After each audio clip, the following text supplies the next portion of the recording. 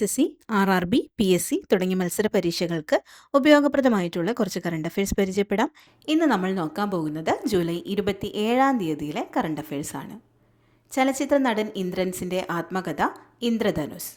ഇന്ദ്രൻസിൻ്റെ ആത്മകഥയായ ഇന്ദ്രധനുസ് M. Mukundan Subhash ചന്ദ്രന് നൽകി പ്രകാശനം ചെയ്തു.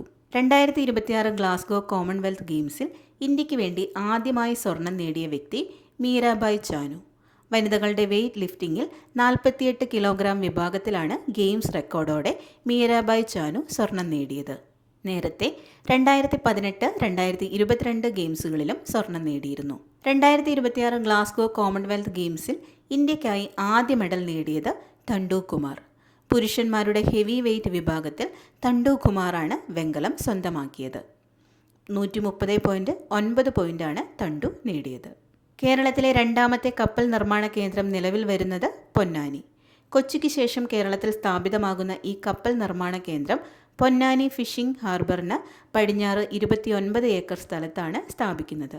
പൊന്നാനിയിൽ നിർമ്മിക്കുന്ന ആദ്യ യാനം 2027 ഡിസംബറിൽ പുറത്തിറങ്ങും.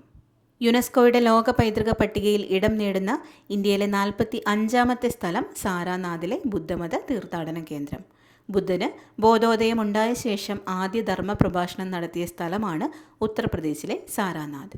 1998 പൈതൃക പദവിയുടെ സാധുതാ പട്ടികയിൽ ഇടം നേടിയ സാരാനാഥിന് 28 വർഷങ്ങളുടെ കാത്തിരിപ്പിന് ശേഷമാണ് യുനെസ്കോ പൈതൃക പദവി നൽകുന്നത്.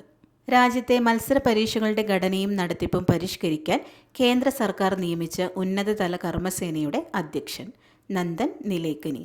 ഇൻഫോസിസിൻ്റെ സഹസ്ഥാപകനാണ് നന്ദൻ നിലേക്കനി. മുൻ ISRO ചെയർമാനും മലയാളിയുമായ S. സോമനാഥ്, ഇൻ്റലിജൻസ് ബ്യൂറോ മുൻ director Tapan ദേക്ക, IIT Madras director V. കാമക്കോടി, വിദ്യാഭ്യാസ മന്ത്രാലയം മുൻ സെക്രട്ടറി അനിത കൾവാർ, ലോജിസ്റ്റിക്സ് വിദഗ്ധൻ അമിത് ലാൽ മീണ എന്നിവരാണ് പുതിയ സമിതിയിലെ മറ്റംഗങ്ങൾ. വാഹനങ്ങൾ തമ്മിൽ പരസ്പരം വിവരങ്ങൾ കൈമാറുന്ന V2V എന്നതിൻ്റെ പൂർണ്ണരൂപം വെഹിക്കിൾ ടു വെഹിക്കിൾ. വാഹനങ്ങൾ തമ്മിൽ ആശയവിനിമയം നടത്തി അപകടങ്ങൾ ഒഴിവാക്കാൻ സഹായിക്കുന്ന കമ്മ്യൂണിക്കേഷൻ സാങ്കേതിക വിദ്യയാണിത്. 2028 ഒക്ടോബർ 1 അതിനുശേഷമോ നിർമ്മിക്കുന്ന എല്ലാ വാഹനങ്ങളിലും ഈ സംവിധാനം നിർബന്ധമായിരിക്കും. അടുത്തിടെ പ്രധാനമന്ത്രി നരേന്ദ്രമോദിയുടെ മൻ കി ബാത്ത് പരിപാടിയിൽ പരാമർശിച്ച് കേരളത്തിൽ നിന്നുള്ള പുസ്തകം അക്ഷരകന്തുകം.